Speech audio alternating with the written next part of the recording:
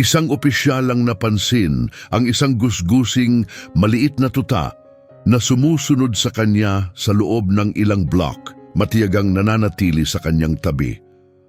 Sa una, inisip niyang naligaw lang ito, ngunit nang lumuhod siya upang tingnan ang kwelyo nito, nadiskubre niya ang isang nakakagulat na bagay, isang nakatuping papel na itinago sa loob, isang desperadong panawagan ng tulong. Ang nilalaman ng mensahe ay lubhang nakakaantig, at nang maunawaan niya kung saan ito nagmula, nagbago ang kanyang buong pananaw. Sino ang sumulat ng kahilingan? Ano ang naghihintay sa kanya sa pinagmulan nito? At bakit napakapanatiko ng maliit na asong ito? Bago natin ipagpatuloy ang kwento, mag-iwan ng komento sa ibaba kung saan kayo naroroon. At kung nagustuhan ninyo ang istorya, huwag kalimutang pindutin ang subscribe. Habang naglalakad si Officer Carter sa kahabaan ng Madison Street, dama niya ang bigat ng isang mahabang 12 oras na shift. Ang ilaw mula sa mga poste ng ilaw ay naghahagis ng mahahabang anino sa basag-basag na semento, at ang malamig na simoy ng hangin ay hindi nakatulong upang maibsan ang kanyang pagod. Ang kanyang isip ay nakatuon na lamang sa lambot ng kanyang kama sa bahay. Isang mahinang tunog ng mga maliliit na yapak ang nakatawag ng kanyang pansin. Paglingon niya, napansin niyang may isang maliit at marungis na aso na sumusunod sa kanya. Gusot at marumi ang balahibo nito. Napailing siya at tinaboy ang aso gamit ang kamay. "Umuwi ka na." Napatingala ang aso, bahagyang ikiniling ang ulo, ngunit patuloy pa rin itong sumunod. Paminsan-minsan, lumilingon si Carter at palagi niyang nakikitang nandoon pa rin ang aso. Hindi lumalapit, ngunit hindi rin lumalayo. Manipis ang katawan nito, halatang butot balat, at ang mga tainga ay hindi pantay. Ang isa ay nakatumba, ang isa naman ay nakatayo. "Sabi ko, umuwi ka na," madiing wika ni Carter. Saglit na huminto ang aso, ngunit agad din itong nagpatuloy sa pagsunod. Pagkalampas ng kalahating block, tumigil si Carter at hinarap ang aso ng tuluyan. Natigilan ng tuta sa kalagitnaan ng paglakad, malalaki ang mga matang nakatingin sa kanya. May kakaiba sa titig nito, hindi lang gutom o takot, kundi isang taos-pusong pagsusumamo. "Pasensya ka na, pero hindi kita kayang alagaan. Bawal ang alagang hayop sa apartment ko," aniya, kahit bahagyang lumambot ang kanyang tono. Umupo ang aso sa mismong kinatatayuan nito, banayad na kumakampay ang buntot sa sahig. Napabuntong hininga si Carter at hinagod ang kanyang mukha sa pagod. May kung anong pumipigil sa kanya na iwanan ito. Lumuhod siya, marahang inilahad ang kamay. Bahagyang umurong ang aso, ngunit hindi umalis. Nanginginig ito ng bahagya. "Ayos lang," mahinang sabi ni Carter. "Ligtas ka sa akin." Nang lumapit siya ng kaunti, napansin niya ang luma at napunit-punit na kwelyo ng aso. May nakatago roon, isang piraso ng papel na tila tinupi ng maraming beses. Maingat niya itong kinuha habang pinapanatili ang mahinahong boses upang hindi matakot ang aso. Tahimik itong nanood habang pilit niyang inaayos ang lukot na papel sa ilalim ng mahina at nanginginig na liwanag ng poste. Napalundag ang kanyang puso habang binabasa ang tila sulat ng isang bata. "Tulong, may sakit ang kapatid ko. Walang pagkain, walang tubig. Apartment 3B." Biglang napalitan ng matinding kaba ang pagod ni Carter. Bumilis ang tibok ng kanyang puso habang nilulunod siya ng bigat ng mensahe. Muling tumingin siya sa aso na ngayoy nakatayo na, kumakawag ang buntot na tila may bahagyang pag-asa. Wala nang oras para magduda. Agad siyang tumakbo at kasabay niya mabilis ding sumabay ang aso, puno ng bagong sigla. Ang kanilang mga yabag ay umalingaw-ngaw sa tahimik na kalsada, pinapatakbo ng isang apurahang pakiusap at ng isang matapang na asong hindi kailanman sumuko. Ang gusali ng apartment na kanilang nilapitan ay nagtatapon ng nakakatakot na anino. Ang harapan nito ay sugatan ng nalalagas na pintura at mga bintanang tinapalan lamang ng karton. Pinangunahan siya ng tuta sa sira-sirang pasukan, dumaan sa isang depektibong pintuang pangseguridad na halos matanggal na sa bisagra nito. Sa loob, ang mahinang ugong ng sirang fluorescent lights ay bumalot sa hangin, nagbibigay ng maputlang liwanag sa maruming pasilyo. Ang dating makulay na floral wallpaper ay nakalaylay na sa malulungkot na piraso. Isang mabigat at maalinsangang amoy ang lumaganap sa paligid, humahalo sa isang hindi matukoy na samyo. Bawat yapak ni Carter sa lumang linoleum ay bumibigat ang pakiramdam niya. Pumanhik sila sa ikatlong palapag habang lumalakas ang kaba sa kanyang dibdib. Sa katahimikan ng gusali, tanging ang tunog ng kuko ng tuta sa sahig ang maririnig hanggang sa ito ay huminto sa isang pintuan na may kupas na brass numbers, 3B. Matatag na kumatok si Carter, ngunit tila nilamon ng katahimikan ng tunog. Tumigil siya sandali, pinakinggan ang loob ng apartment, ngunit walang anumang ingay ang gumanti. "Pulis!" sigaw niya, kasabay ng mas malakas na pagkatok. Umaalog ang pinto sa bisagra nito, ngunit nanatiling tahimik ang loob. Biglang nagsimulang umungol ang tuta. Kinakalmot ang pinto na parang sinasabi na kailangang bilisan niya. Hinawakan ni Carter ang doorknob, nakalak ito. Mula sa loob, ang nakakabinging kawalan ng tunog ay lalong nagbigay sa kanya ng masamang pakiramdam. Alam niyang may mali. Bumilis ang tibok ng puso niya. Humakbang siya paatras, inihanda ang sarili at malakas na sinipa ang bahagi ng kandado. Sa isang iglap, bumukas ang pinto ng may malakas na kalabog. Agad siyang sinalubong ng isang matinding amoy, bulok na pagkain, pawis at kapabayaan na halos mapasuka siya. Habang unti-unting nasanay ang kanyang mga mata sa dilim, lumubog sa kanya ang tanawin. Sa isang sulok ng sala sa ilalim ng anino, nandoon sila. Isang payat na batang lalaki, halos 8 taong gulang, ang nakasiksik sa dingding. Ang kanyang mga braso ay mahigpit na nakapulupot sa isang maliit na balot, isang sanggol. Nanlaki ang mga mata ng bata sa takot, nangingintab sa gutom at pangamba. Ang labi niya ay tuyot at ang damit niya ay halos lumuluwag sa kanyang butot balat na katawan. Samantala, ang sanggol na hawak niya ay humihingal. Ang pisngi namumula sa lagnat. Nang dumikit pa sa dingding ang bata, nangangatog sa takot. Nanatiling nakatutok ang kanyang tingin kay Carter. May halong takot pero may bahid ng pag-asa. Dahan-dahang lumapit si Carter, pinanatiling kalmado ang kanyang kilos. Lumuhod siya sa hindi kalayuan, sinisikap na huwag magmukhang nakakatakot. "Kumusta, iho?" mahinahon niyang sabi. "Ako si Officer Carter, narito ako para tumulong." Lalong humigpit ang yakap ng bata sa kanyang kapatid, halos mamutla ang kanyang mga daliri sa higpit ng hawak. Inilahad ni Carter ang kanyang kamay sa isang mapanatag na kilos, ngunit biglang napaurong ang bata. Tumama ang ulo sa pader sa pagmamadali. Bago pa lumalim ang tensyon, biglang sumugod ang tuta, dumaan kay Carter at tumalon patungo sa bata. Masigla nitong kinawag ang buntot at agad na dinilaan ang mukha ng bata. Nanuot ang init at pagkasabik nito. Sa sandaling iyon, parang may nabasag sa panlalamig ng bata. Ang kanyang matigas na tindig ay unti-unting lumambot. Ang kanyang pangangatog ay dahan-dahang humupa. Unti-unting bumagsak ang kanyang mga luha.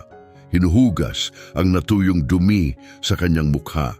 At sa ilalim ng kanyang takot, lumitaw ang isang musmos na walang ibang nais kundi tulong. Mabilis na inilabas ni Carter ang kanyang telepono at tumawag sa siyam na isa-isa. Pinapanatili ang mahinahong boses habang humihingi ng agarang medikal na tulong. Habang naghihintay, sinuri niya ang apartment at bawat natuklasan ay lalong bumigat sa kanyang dibdib. Ang mga cabinet sa kusina ay walang laman. Nakabukas ang mga pinto na tila tahimik na humihingi ng pagkain. Sa loob ng lumang refrigerator, tanging isang lumang karton ng gatas ang naiwan, sira na at hindi na maaaring inumin. Sa isang sulok, isang manipis na kutsyon ang nakasalampak sa sahig. Butas-butas na ang tela at lumilitaw na ang mga lumang spring nito. Malapit doon, isang crib ang nakatayo. Ngunit marumi ang mga sapin nito at napapalibutan ng kalat. Mga bote ng gatas na halos natuyo sa dumi. Napansin niya ang isang lukot na papel sa basurahan. Dahan-dahan niya itong pinatag at habang binabasa ang nakasulat, isang matinding bigat ang bumalot sa kanyang dibdib. Hindi na namin kaya. Wala kaming pera, wala kaming trabaho. Hahanapin namin ng tulong at babalik kami. Alagaan mo lang ang kapatid mo. Maging matatag. Napakuyom ang kamao ni Carter. Ang papel ay lalong nadurog sa kanyang mahigpit na hawak. Hindi ito isang panandaliang pag-abandona. Ito ay isang desperadong pagtalikod. Iniwan ng mga batang ito na mag-isa. Walang sino mang gagabay sa kanila. At ang nakatatandang kapatid ay naiwan upang akuin ang bigat ng responsibilidad na hindi dapat ipinapasan sa isang musmos.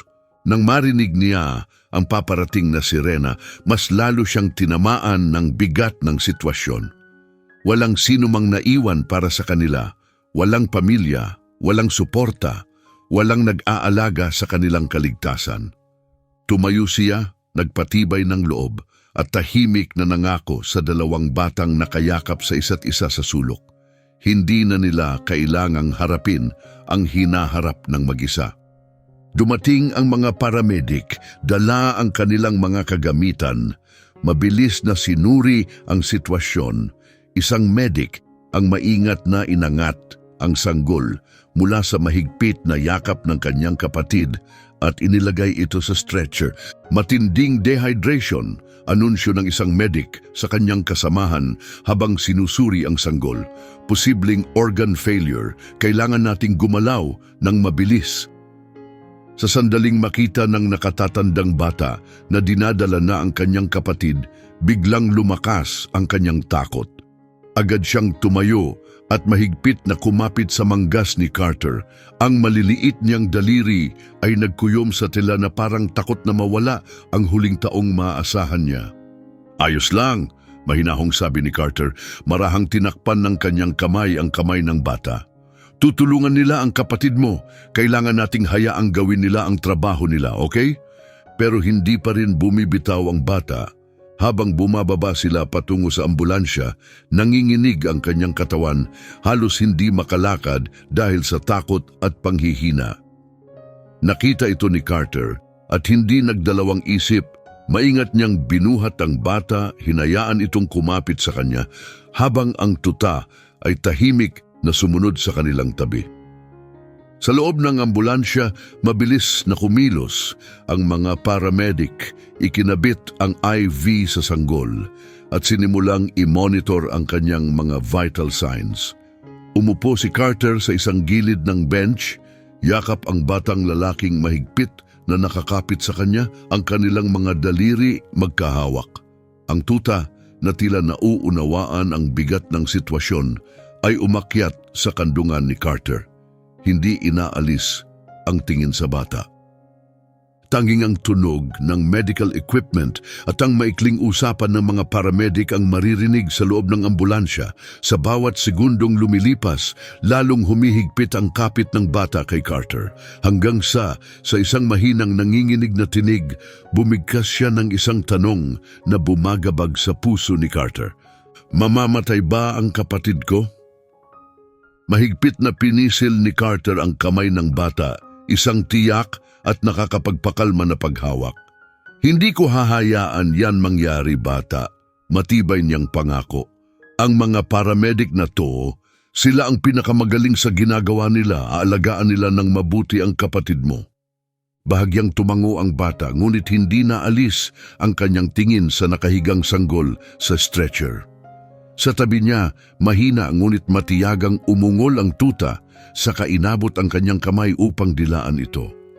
Sa unang pagkakataon, isang maliit ngunit tunay na ngiti ang sumilay sa labi ng bata.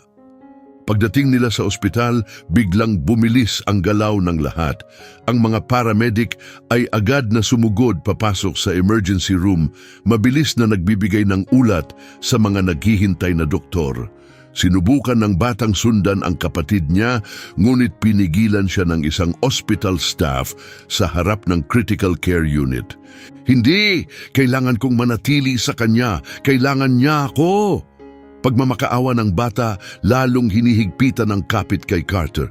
Lumuhod si Carter upang matapat ang kanyang mata sa bata. "Kailangan ng mga doktor ng espasyo para magtrabaho, pero hindi tayo aalis. Pangako, nandito lang tayo," mahinahon niyang paliwanag. Lumapit sa kanila ang dalawang social workers, makikilala sa kanilang mga ID badges at maayos na pananamit. Ang mas matanda sa dalawa ay may hawak na notepad, habang ang mas bata ay may mahinahong ngiti para sa bata. "Kailangan lang naming magtanong ng ilang bagay," sabi ng senior social worker. Ang tono nito'y profesional, ngunit may bahid ng pangunawa. Agad na napadikit ang bata kay Carter, halatang nanginginig. Ang tuta, tila nauunawaan ang tensyon, ay pumwesto sa pagitan nila at ng social workers, alerto at mapagbantay. Napatingin si Carter sa dalawang social workers, alam ang bigat ng kanilang papel. Ramdam niya ang takot ng bata, ang takot na baka paghiwalayin sila ng kapatid niya. Habang nakaupo sa waiting area, ang mahigpit na kapit ng bata sa manggas ni Carter ay hindi lumuwag. Ang kanyang mga mata ay sunod-sunod na sumusulyap sa bawat dumadaang ospital staff, puno ng pangamba. Sa tabi niya, ang tuta ay patuloy na nagtatampisaw ng buntot nito sa sahig, tila sumusunod sa antas ng kaba ng bata. Paminsan-minsan, inaangat nito ang ulo upang idikit ang ilong sa kamay ng bata, isang tahimik na anyo ng pagpapalakas ng loob. "Gutom ka na ba?" tanong ni Carter, binasag ang nakakabinging katahimikan. Umiling ang bata, ngunit agad siyang pinasinungalingan ng malakas na pagkulo ng kanyang tiyan. Kinuha ni Carter ang natitirang granola bar mula sa bulsa niya, isang tira mula sa kanyang trabaho kanina. "Kailangan mong manatiling malakas," wika niya. Iniaabot ito sa bata. Dahan-dahang kinuha ito ng bata, nanginginig ang kamay, habang ang isa naman ay patuloy na nakakapit sa manggas ni Carter. Marahan niyang kinagat ang granola bar, parang unti-unting tinutuklas muli ang lasa ng pagkain. Sa tapat nila, si Sarah Brooks, ang social worker, ay paminsan-minsang sumusulyap mula sa kanyang mga hawak na dokumento. Ramdam ni Carter ang matalim nitong pagsusuri at ang hindi maiiwasang desisyong maaaring humantong sa paghihiwalay ng magkapatid. Makalipas ang ilang minutong puno ng kaba, isang doktor na nakasuot ng asul na scrubs ang lumapit sa kanila. Napakapit lalo ang bata kay Carter habang sila'y tumayo upang salubungin ito. "Stable na ang kapatid mo," anunsyo ng doktor sa kalmadong tono, ngunit bakas ang pagod sa boses nito. "Dinala siya rito na may matinding dehydration at malnutrisyon, pero nasimulan na namin ang pagbibigay ng IV fluids at nutrisyon. Mahina pa siya pero nagpapakita na ng magagandang sinyalis ng paggaling." Muling bumalik ang kulay sa mukha ng bata at naramdaman ni Carter ang bahagyang pagluwag ng kanyang mahigpit na pagkakakapit. Sa tabi nila, masiglang kinawag ng tuta ang buntot nito, tila nauunawaan ang mabuting balita. Bago pa man makapagsalita si Carter, lumapit si Sarah, ang kanyang mga takong kumakalampag sa malamig na sahig ng ospital. "Napakagandang balita niyan," anya sa kahumarap kay Carter at sa bata. "Kailangan nating pag-usapan ang susunod na hakbang. May naayos na kaming pansamantalang foster care placement para sa inyo habang inaayos ang sitwasyon." Biglang lumamig ang hangin, naging mabigat ang katahimikan habang humigpit ang kapit ng bata kay Carter. Bumibilis ang kanyang paghinga. "Hindi!" mahina niyang bulong, bahagyang nanginginig ang boses habang lalong hinigpitan ang kanyang pagkakapit sa manggas ni Carter. Tumingala siya, ang kanyang mga mata puno ng desperasyon. Pakiusap, huwag mo kaming pabayaan. Nagtagpo ang kanilang mga mata. Sa tingin ng bata, nakita ni Carter ang parehong takot na nakita niya sa madilim na apartment na iyon. Ang takot na maiwan muli, na muling ipasa sa iba, na walang kasiguraduhan kung saan sila mapupunta. Sa tabi nila, mahina ngunit mapilit na umungol ang tuta, idinidikit ang sarili sa binti ng bata parang pinapalakas ang kanyang loob. Sa sandaling iyon, naramdaman ni Carter ang isang matibay na paninindigan sa kanyang loob. Alam niya kung ano ang kailangang gawin. Mabilis ngunit kalmado niyang hinila si Sarah papunta sa koridor. Ang kanyang puso bumibilis ngunit nanatiling matatag ang kanyang boses. Gusto kong maging foster parent nila, diretsyong sabi niya. Pinapansin ang bahagyang gulat sa mukha ng social worker. Pareho sila. Saglit na inayos ni Sarah ang kanyang salamin, pinag-aaralan si Carter ng mabuti. Officer Carter, malinaw ang koneksyon mo sa mga batang ito, pero ang pagiging foster parent ay isang seryosong responsibilidad. May kasamang proseso ito, mga papeles, home evaluations, background checks. Alam ko, mabilis ngunit mahinahong sagot ni Carter. Alam kong hindi ito madali. Pero ang kailangan ng mga batang ito ay isang taong hindi lang lilipas sa buhay nila. Mas marami ng beses silang pinabayaan ng mundo. Sandaling tumahimik si Sarah, maingat na pinaglalaruan ang kanyang ballpen sa clipboard. May pag-aalinlangan pa rin sa kanyang tingin, ngunit unti-unti lumambot ang kanyang pananalita. Handa ka ba talaga sa ganitong responsibilidad? Dalawang bata, parehong dumaan sa matinding trauma, isa halos sanggol pa lang, napakalaking bagay nito. Hindi nagdalawang isip si Carter. Hindi pa ako nagkaroon ng ganitong kasiguruhan sa buong buhay ko, sagot niya. Diretsyong tumitingin sa mga mata ni Sarah. Hindi ko maipaliwanag ng buo, pero may malalim akong koneksyon sa mga batang ito at hindi ko maaring baliwalain yon.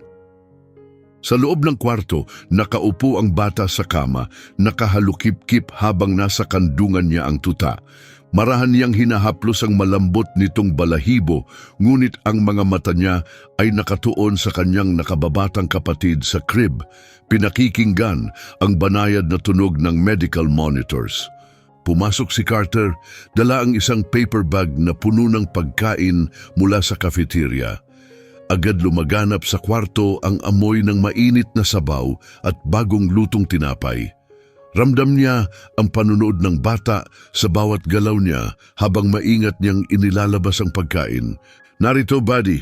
Aniya, iniaabot sa bata ang isang mangkok ng sopas at kalahating sandwich. Maingat itong tinanggap ng bata, ang kilos ay tila nag-aalangan na parang anumang oras ay maaaring mawala ang pagkain. Pansamantala, tumingin siya kay Carter, saka mabilis na itinago ang kalahati ng sandwich sa ilalim ng unan, isang kilos na halatang mula sa isang bata na matagal nang natutong magtipid ng pagkain para sa hinaharap. Napansin ito ni Carter, ngunit hindi niya ito pinansin. Alam niyang hindi iyon isang bagay na agad mawawala sa isang bata na natutong dumaan sa gutom. Sa halip, tahimik lang siyang naupo sa tabi. Pinapanood ang bata habang unti-unting tinatanggap ang bagong katotohanan. Hindi na siya kailangang matakot magutom muli. Nararamdaman ni Carter ang pagbibigat ng kanyang lalamunan dahil sa emosyon, pero pinanatili niyang magaan ang tono. Huwag kang mag-alala, marami pa niyan, kumain ka ng gusto mo. Tumingin ang bata kay Carter nang may alinlangan, pagkatapos ay sa nakatagong sandwich. Dahan-dahan niya itong kinuha. Ang tuta, na tila nararamdaman ang sitwasyon, ay pumagaspas ng buntot bilang pagsuporta. Nang lumalim ang gabi sa ospital, tumahimik ang mga pasilyo. Sa kanyang kuna, mahimbing na natutulog ang sanggol at halatang bumuti na ang lagay niya matapos ang gamutan sa buong araw. Samantala, nakaupo si Carter sa tabi ng kama ng nakatatandang bata. Pinagmamasdan itong pilit na pinipigilan ang pagsara ng kanyang mga mata. Ang tuta ay nakasiksik sa tabi ng bata, tahimik na nagbibigay ng ginhawa. Yumuko si Carter at nagsalita sa isang banayad ngunit matatag na tono. "Narito ako para tiyakin na ligtas kayo," pangako niya, "kayong dalawa." Sa mahina at malamlam na ilaw ng ospital, tinitigan ng bata ang mukha ni Carter, waring naghahanap ng kasiguraduhan. Tila kumbinsido sa kanyang nakita, bahagya siyang tumango, isang maliit ngunit makahulugang tanda ng pagtitiwala sa unang pagkakataon. Nang lumubog ang araw at humaba ang mga anino sa daan, nakarating si Carter sa bahay. Saglit siyang tumingin sa rearview mirror, pinagmamasdan ang tahimik na batang mahigpit na nakakapit sa upuan ng kanyang nakababatang kapatid, ang kanyang mga kamao maputlang maputla sa sobrang pagkakahawak. Ang tuta ay nasa tabi pa rin nila, nananatili bilang tahimik na sandalan. "Nandito na tayo," mahina ngunit may saya sa tinig ni Carter. Binuksan niya ang pinto sa likod ng sasakyan at una niyang kinuha ang upuan ng sanggol. Dahan-dahang lumuwag ang hawak ng bata at nagmasid siya sa paligid. Pinaghahalong pag-usisa at pag-iingat ang nasa kanyang mga mata. Pinangunahan sila ni Carter papasok sa kanyang bahay. Payak ngunit maayos, may lumang asul na pintura at puting gilid, ngunit inihanda ng mabuti para sa kanilang pagdating. "Tingnan natin sa loob," anyaya niya habang binubuksan ang pinto. Tahimik na pumasok ang bata, bitbit pa rin ang upuan ng sanggol. Sumunod ang tuta, ang maliliit nitong kuko, lumilikha ng mahihinang tunog sa kahoy na sahig. Sa kusina, inihanda ni Carter ang maraming pagkain. "Kumain kayo kahit kailan nyo gusto," sabi niya habang ipinapakita ang punong-punong kabinet. "Hindi nyo kailangang magpaalam." Bahagyang lumaki ang mga mata ng bata sa dami ng pagkain, pero nanatili ang kanyang maingat na ekspresyon.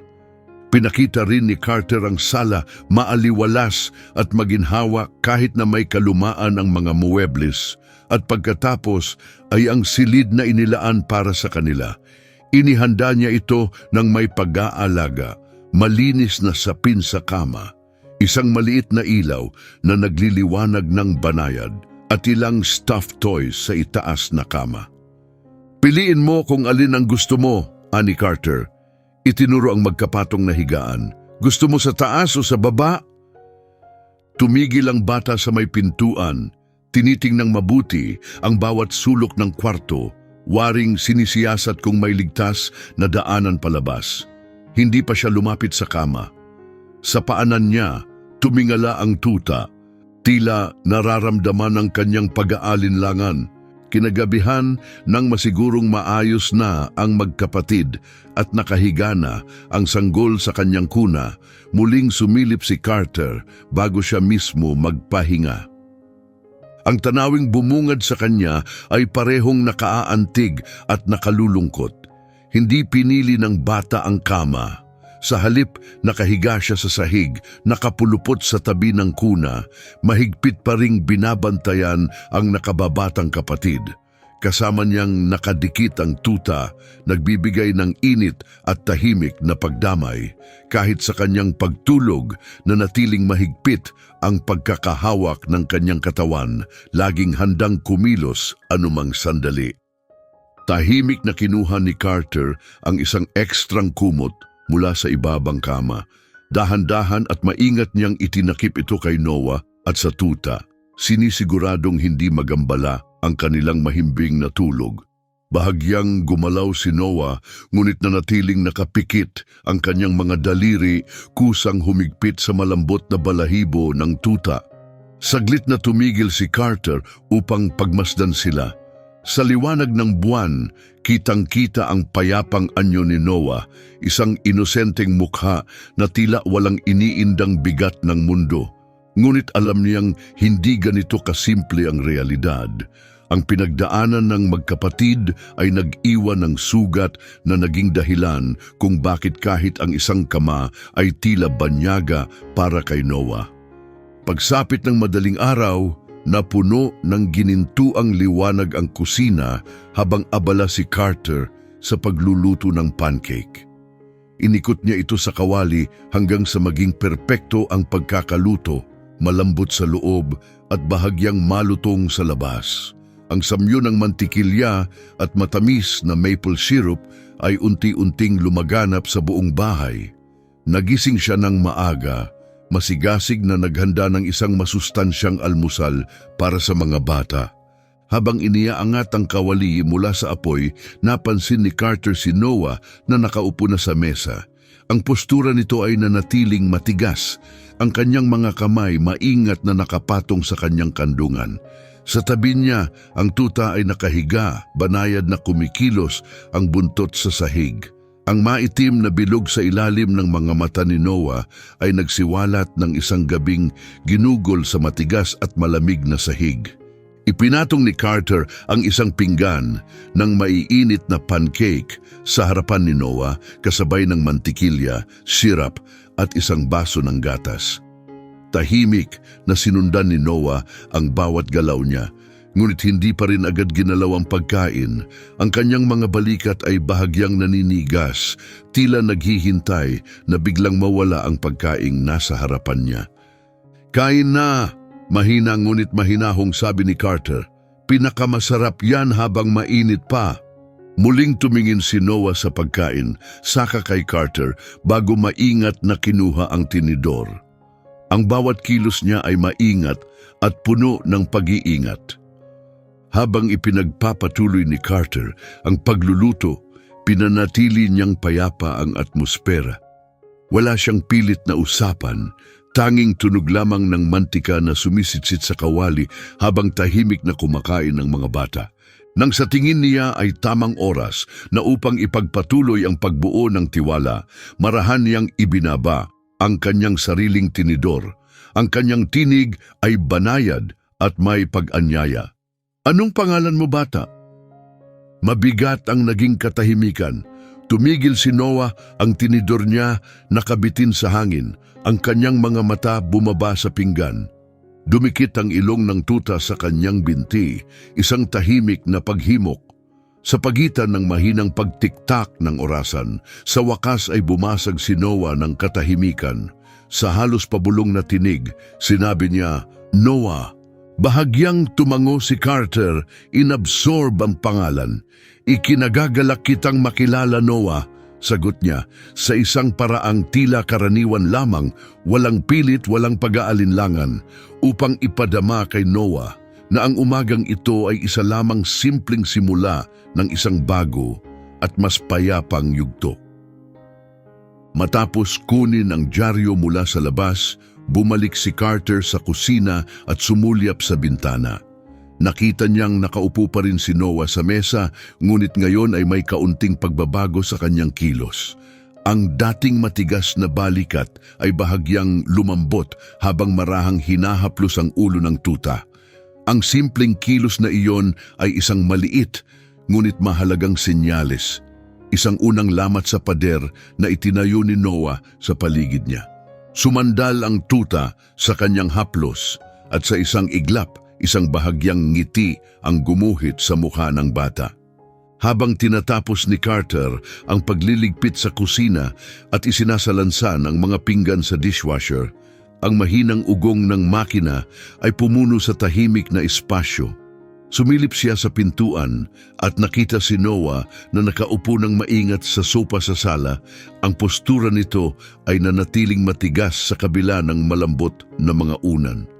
Ang tuta ay nakapulupot sa tabi niya, tahimik na nagbibigay ng kapanatagan. Mula sa baby monitor, maririnig ang banayad na paghinga ni Lucas, isang senyales na maayos at komportable ito sa bago niyang kuna sa itaas. Paminsan-minsan, lumilingon si Noah sa pinto at sa bawat tunog ng dumaraang sasakyan, tila naninigas ang kanyang katawan. "Okay ka lang dyan, Noah?" Mahinang tanong ni Carter habang pinupunasan ng kamay gamit ang isang tuwalya. Bahagyang tumango si Noah, patuloy na hinihimas ang tuta, tila hinahanap ang aliw sa paulit-ulit na galaw nito. Kinagabihan, iniharap ni Carter ang isang nightlight na hugis rocket at isinaksak ito sa kwarto ni Noah. Ang malamyang asul na liwanag nito ay banayad na lumaganap sa sahig, nagtataboy sa dilim. "Kita mo? Hindi na masyadong madilim," sabi niya habang inaayos ang ilaw. "Handa na rin ang taas na kama para sa'yo." Nakatayo sa may pintuan, walang imik si Noah habang tapat na sumusunod sa kanya ang tuta. Hindi siya sumagot. Sa halip ay marahang kinuha ang isang kumot mula sa kama at nagtungo sa isang sulok ng kwarto, ang pinakamalayong lugar mula sa pinto, at doon nagpasya na matulog. Ang tuta ay ilang beses na naglakad paikot bago sumiksik sa tabi niya. Napabuntong hininga si Carter, dumaan ang kamay sa kanyang buhok, ramdam ang bigat ng sitwasyon. "Hindi mo kailangang matakot dito, kid," sabi niya, kahit alam niyang hindi sapat ang mga salitang iyon upang pawiin ang takot na nasa puso ng bata. Hindi sumagot si Noah. Mas hinigpitan lang niya ang pagkakabalot ng kumot sa sarili. Ang tingin ay nakatutok sa isang punto sa kawalan, tila nalulunod sa sariling mga alaala. Nang lumalim ang gabi, sinikap ni Carter na magpahinga. Ngunit nanatili siyang alerto, nakikinig sa anumang ingay mula sa kwarto ni Noah. Ang isip niya ay patuloy na abala sa pag-aalala sa bata. Makalipas ang ilang oras, isang mahinang pag-iyak ang bumasag sa katahimikan. Dahan-dahang bumangon si Carter at tahimik na naglakad sa pasilyo, maingat na iniiwasan ang sahig na umuugong malapit sa banyo.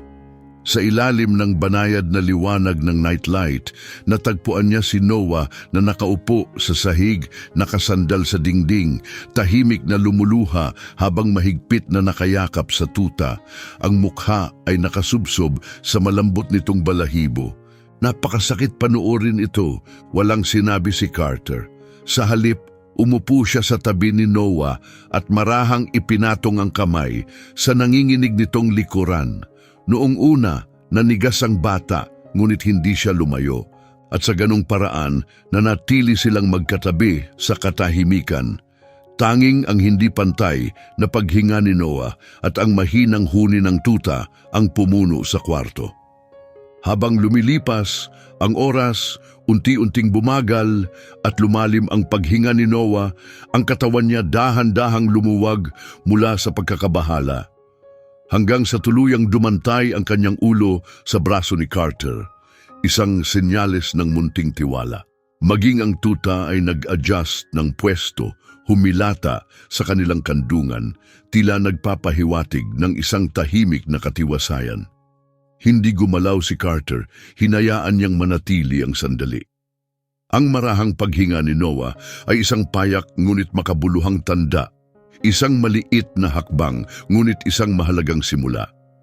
Kinabukasan, muli na namang bumalot sa kusina ang mabangong amoy ng pancake. Ang sikat ng araw ay bumaha sa loob ng bahay habang abala si Carter sa pagluluto. Sa unang pagkakataon, lumapit si Noah sa mesa nang hindi nag-aatubili, tahimik ngunit walang pag-aalinlangan, at naupo. Si Hero na ngayon ay tila ganap ng naging bahagi ng kanilang pamilya ay sumunod sa kanya at umupo sa ilalim ng upuan. Mula sa baby monitor, maririnig ang masiglang halakhak ni Lucas mula sa itaas. Nang puntahan siya ni Carter, sinalubong siya ng sanggol ng malapad ng ngiti at masiglang paghaplos sa kanyang mukha. Sa kanilang pagbaba ng hagdan, paikot-ikot si Hero sa kanilang mga paa, masaya at tila ganap ng natutunan ang kanyang pangalan. Sa gitna ng abala at ingay sa mall, mahigpit na kumapit si Noah sa manggas ni Carter, ramdam ang kanyang pag-aalalang dulot ng siksikang paligid.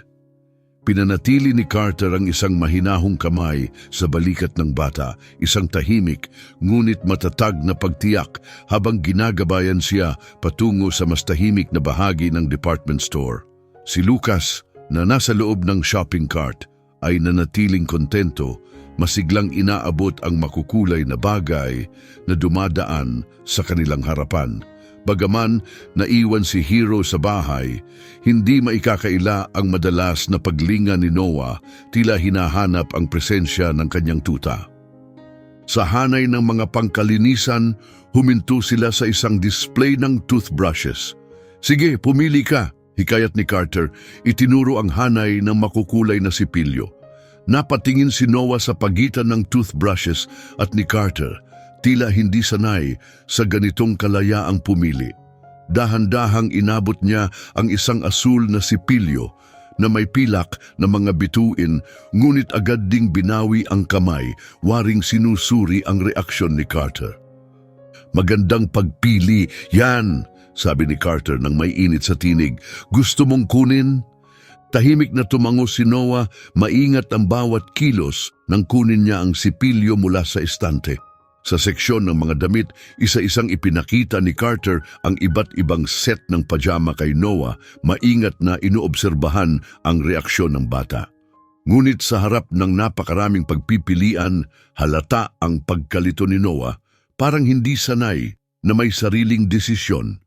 Makalipas ang ilang sandali, napili niya ang isang set ng beddings na may disenyo ng rockets at mga bituin, kahawig ng sipilyong pinili niya kanina. Kinagabihan, habang inaayos ni Carter ang kanilang mga bagong gamit, si Lucas ay aliw na aliw sa paglalaro sa isang kumot. Samantala, si Noah ay dinala ang kanyang bagong sipilyo sa banyo. Maya-maya, bumalik siyang walang dalang kahit ano. Nang kalaunan, napansin ni Carter ang asul na sipilyo, maayos na nakalagay sa lalagyan katabi ng kanya.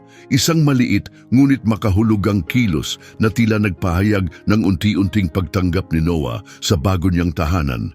Kinabukasan, dumating sila sa opisina ng therapist. Tahimik na nakaupo si Noah sa tabi ni Carter, ang kanyang katawan naninigas, ang mukha maputla. Sa kawalan ni Hero sa loob ng gusali, lalo siyang mukhang hindi panatag.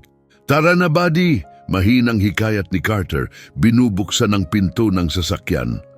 Ngunit nanatili si Noah sa kanyang pwesto, mahigpit na nakakapit sa seatbelt. Mula sa labas, ang malaking gusaling yari sa pulang ladrilyo ay sumasalamin sa unang liwanag ng araw sa pamamagitan ng mga malalaking salamin nitong pinto. Habang papalapit sila sa pasukan, bumilis ang paghinga ni Noah. Huminto siya mismo sa may pinto, tila nakabaon ng paa sa sahig. "Hindi ko kailangang magsalita," bulong niya, nakatutok ang tingin sa kanyang kupas na sapatos. Lumuhod si Carter upang maabot ang tingin ni Noah. Inobserbahan ang bakas ng tensyon sa kanyang mukha at ang higpit ng kanyang panga, mga palatandaan ng takot na pilit niyang tinatago. "Hindi mo kailangang magsalita kung ayaw mo," tugon ni Carter. Ang boses ay kalmado at puno ng pag-unawa. "Nandito lang ako, hihintayin kita."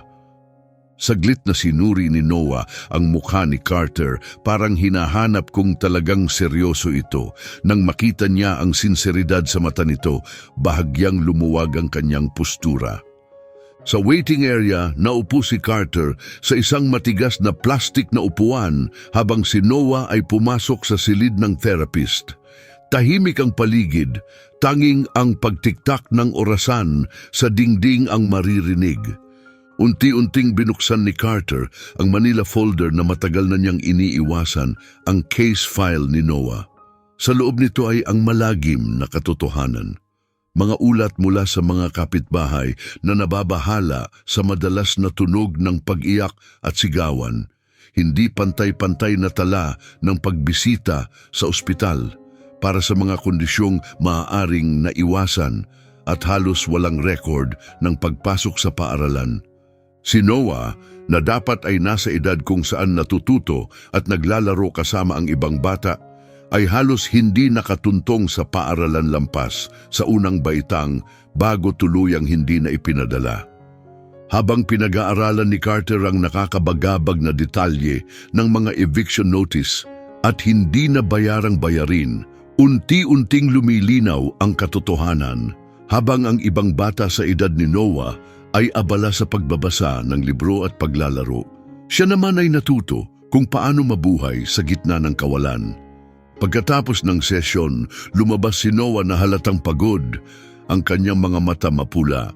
May bahagyang lamat sa dati niyang maingat na pinapanatili na pagkatahimik. Lumapit siya kay Carter. Halos magkadikit ang kanilang mga balikat habang palabas sila ng gusali.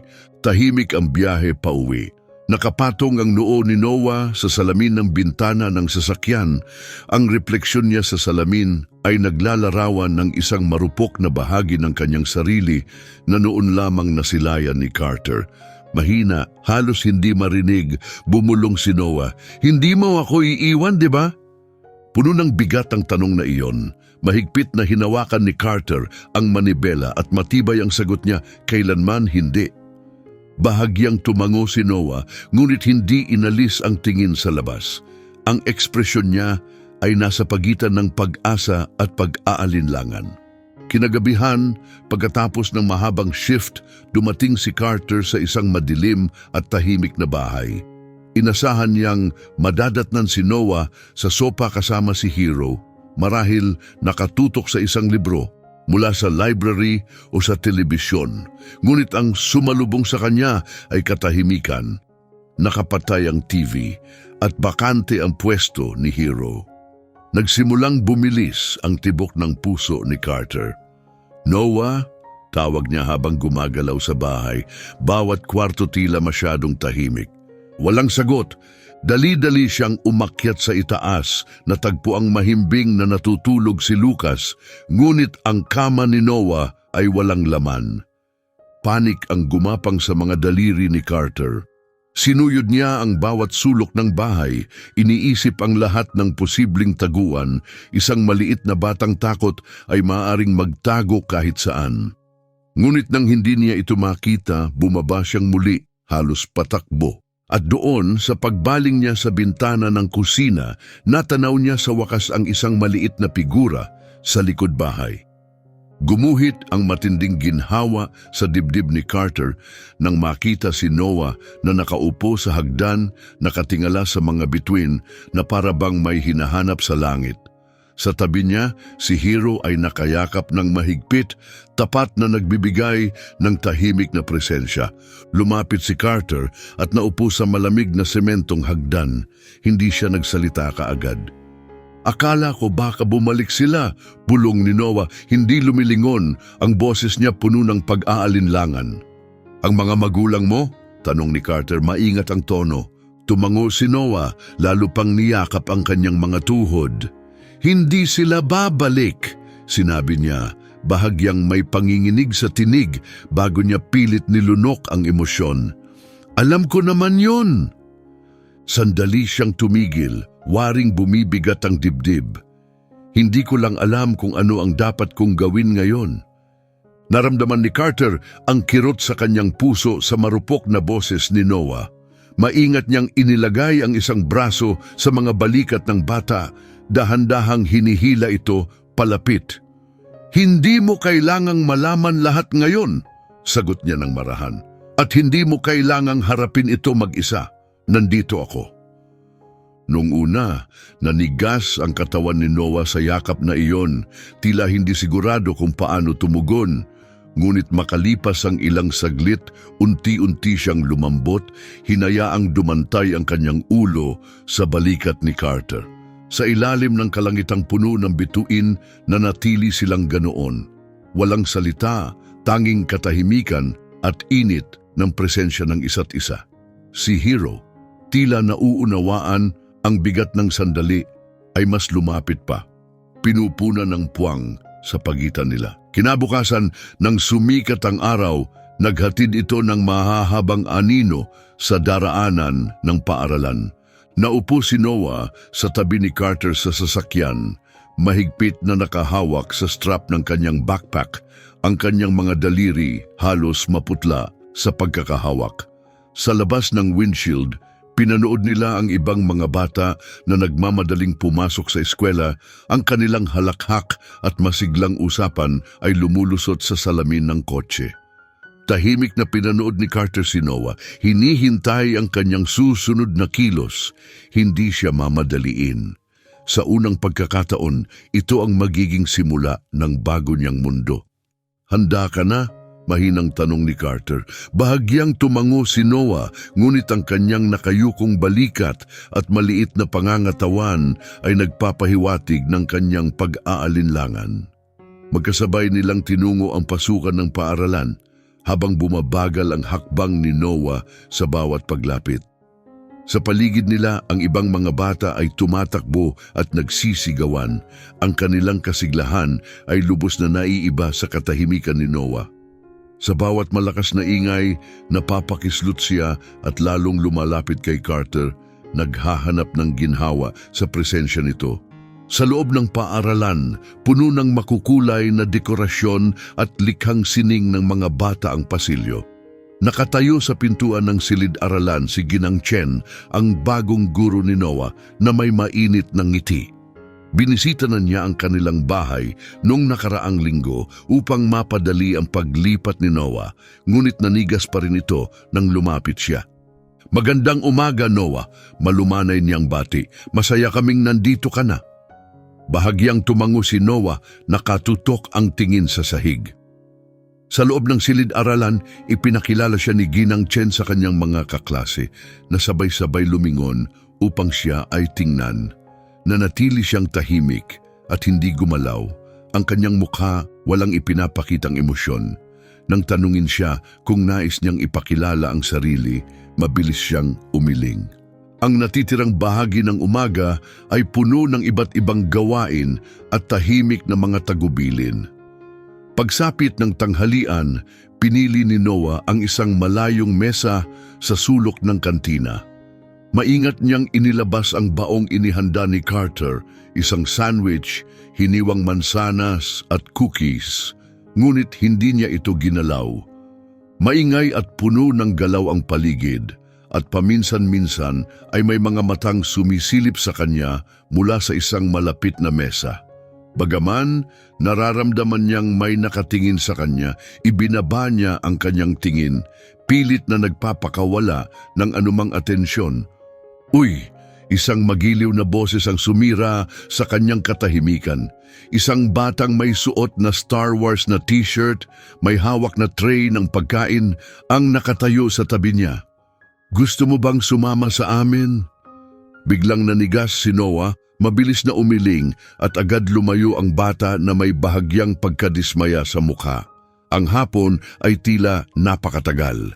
Nang tumunog ang huling bell, si Noah ang unang lumabas ng gusali. Agad na hinanap ang sasakyan ni Carter at mabilis na tumakbo papunta rito, kitang-kita ang kanyang ginhawa. Alam ni Carter na hindi pa siya handang mag-usap, kaya tahimik niyang iniabot kay Noah ang isang granola bar at juice box. Sa likuran, masiglang kumawag si Hero. Tinanggap ni Noah ang merienda gamit ang bahagyang nanginginig na mga kamay.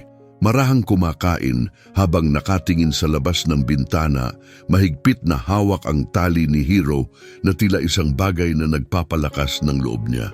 Matapos ang isang linggo sa paaralan, nagkaroon si Noah ng tahimik na rutina. Lagi siyang mag-isa, nakatutok sa kanyang mga gawain at laging inaabangan ang uwian. Unti-unting nabawasan ang mga pagtatangkang kausapin siya ng ibang bata at ayos lang iyon sa kanya. Habang naglalakad pa uwi kasama si Hero, mahigpit niyang hinawakan ang tali nito at sa kanyang tabi nagbigay ng kaunting kapanatagan ng aso. Sa malamig na simoy ng hangin at kaluskos ng nalalaglag na dahon, ang paglalakad pa uwi ay hindi na isang pabigat, kundi isang tahimik na sandali ng kapayapaan. Ngunit ang katahimikang iyon ay biglang naputol ng isang mapanuksong halakhak mula sa kanyang likuran. "Tingnan niyo ang bagong bata!" Malakas na sabi ng isang tinig, "Yung nakatira sa pulis!" Nanigas ang katawan ni Noah, ngunit sa halip na lumingon, binilisan niya ang kanyang hakbang. Agad namang lumapit si Hero, nararamdaman ang kanyang pag-aalala. "Ano yun? Aso ba talaga yan?" May isang boses pang lumait, "Mukhang daga sa kalye." Tatlong mas matatandang bata, mga nasa 8 baitang, pamilyar mula sa pasilyo ng paaralan, ang humarang sa kanyang daraanan, may mga ngiting puno ng panunuya. Siyempre, ang batang ulila may asong kalye lang, pangungutya ng pinakamataas sa kanila. Ano, hindi mo kayang bumili ng totoong aso? Mahigpit na pinagdikit ni Noah ang kanyang mga panga, nananatiling tahimik habang lalong hinihigpitan ang hawak sa tali ni Hero.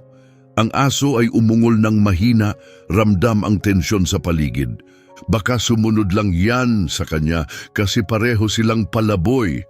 Pang-aasar ng isa pang bata, sabay halakhak ng kanyang mga kasamahan. Biglang sumugod ang leader ng grupo at sinipa si Hero na agad na paaray sa sakit.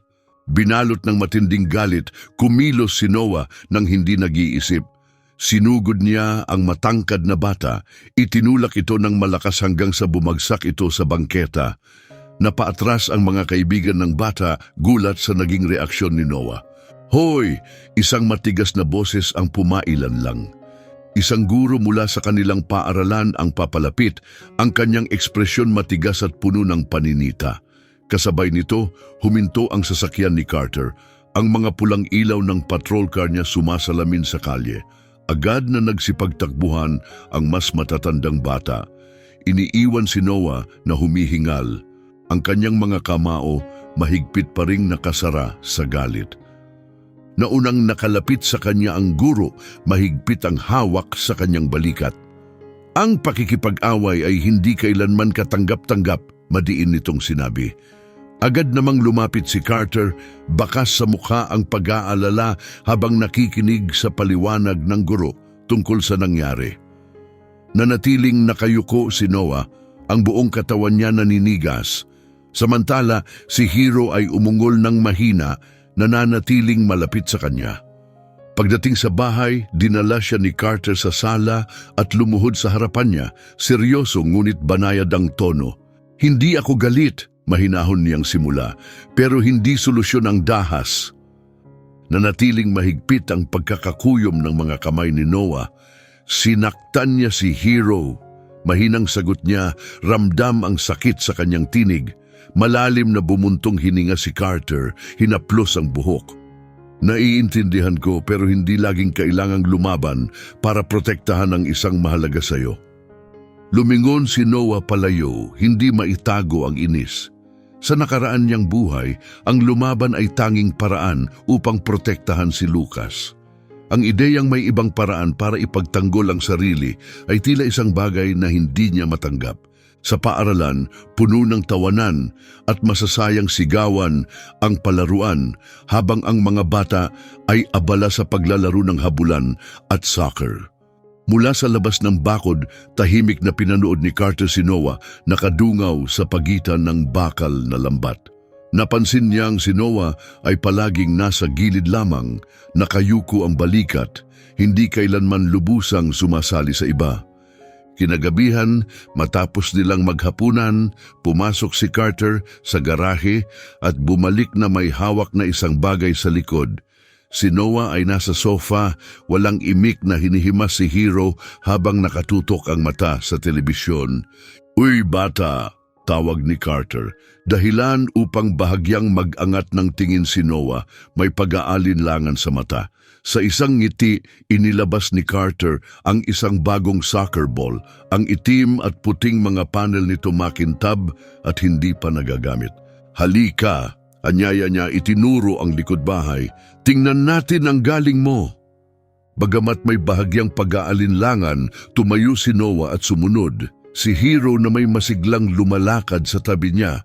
Ang malamig na hangin ng gabi ay tila perpekto para sa isang simpleng laro sa labas.